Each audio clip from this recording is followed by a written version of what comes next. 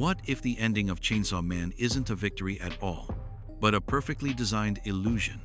Because on the surface, everything looks like it ends the way we expect.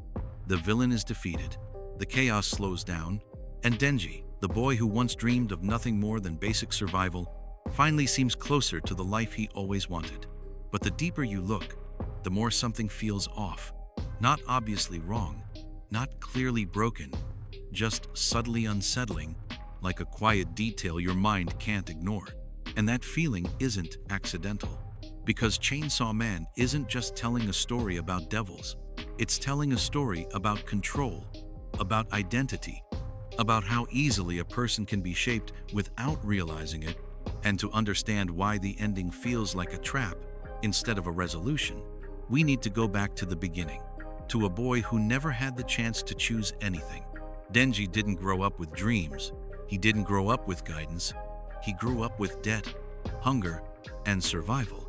His life wasn't about becoming something. It was about staying alive. And when your entire existence is built on survival, your desires don't develop normally. They become simple, immediate, almost childlike. Food, comfort, affection. And that's important because it means Denji wasn't just vulnerable, he was programmable, not in a mechanical way, but in a psychological one. Because when someone has nothing, the first person who gives them something becomes everything, and that person was Makima. And Makima is one of the most dangerous types of characters you can imagine. Not because she's loud, not because she's violent, but because she doesn't need to be. Her power comes from understanding people, from knowing exactly what they want and giving it to them in a controlled way. She doesn't force Denji to follow her. She makes him want to. And that's the key difference, because control through force creates resistance, but control through desire creates obedience. And from the moment Makima enters Denji's life, that process begins. She feeds him. She gives him a place to belong. She gives him attention. And for Denji, that's more than enough, because he's never had it before. But what he doesn't realize is that every reward comes with a condition. Every moment of kindness is part of a larger system. And slowly, without even noticing, Denji starts aligning himself with her expectations. His decisions become predictable, his desires become shaped, his identity becomes dependent.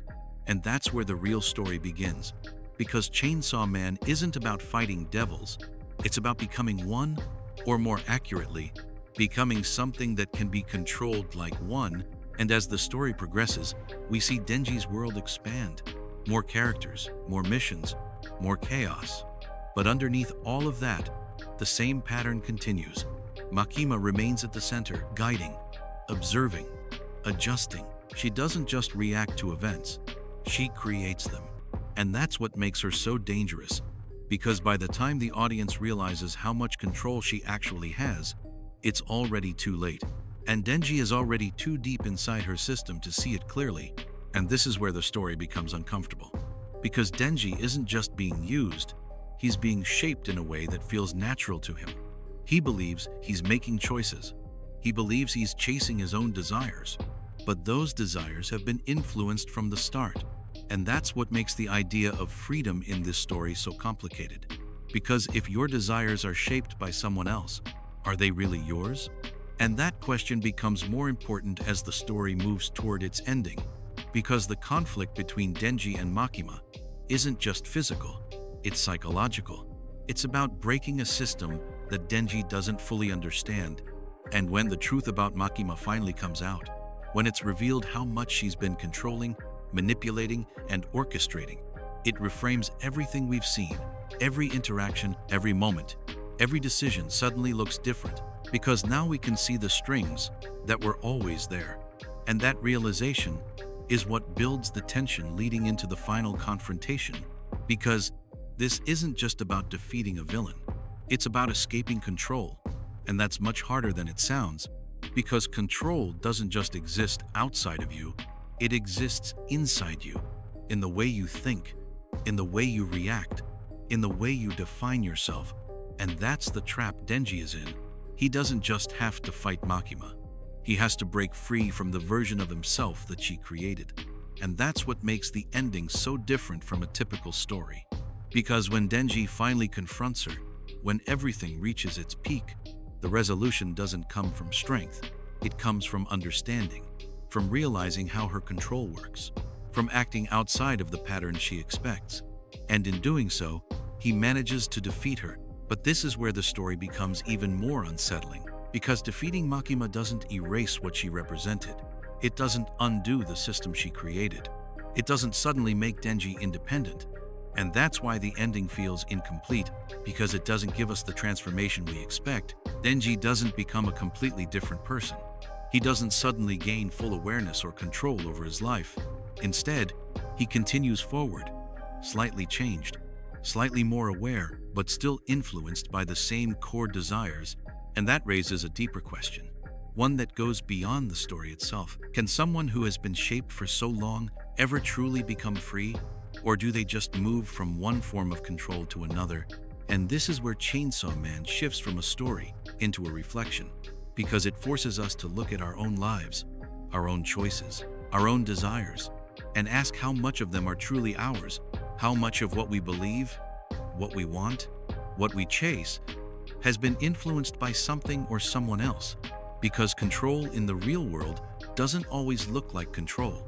It looks like comfort. It looks like opportunity. It looks like guidance. And just like Denji, we often accept it without questioning, because questioning it would mean facing the possibility that we aren't as free as we think. And that's the real reason the ending feels so unsettling, not because it lacks closure, but because it reveals something uncomfortable, something that lingers even after the story ends. Because even though Makima is gone, the idea she represents isn't. The idea that people can be shaped, guided, controlled in ways they don't fully understand. And that idea doesn't end with the story. It extends beyond it, into reality, into the way systems work, into the way influence operates, into the way power can exist without being obvious. And that's why the ending feels like a trap, because it gives you just enough resolution to feel complete, while quietly leaving the deeper conflict unresolved. And that unresolved tension is what keeps the story alive in your mind, what makes you question it, what makes you feel like something isn't finished, because maybe it isn't supposed to be finished. Maybe the point was never to give you a clear answer, but to make you uncomfortable, to make you think, to make you question the idea of freedom itself. Because if freedom can be influenced, then is it really freedom at all? And that's the question Chainsaw Man leaves you with. Not directly, not clearly, but subtly, through its ending, through its characters, through its structure. And that subtlety is what makes it powerful, because it doesn't tell you what to think, it makes you realize it on your own. And that realization is what stays with you.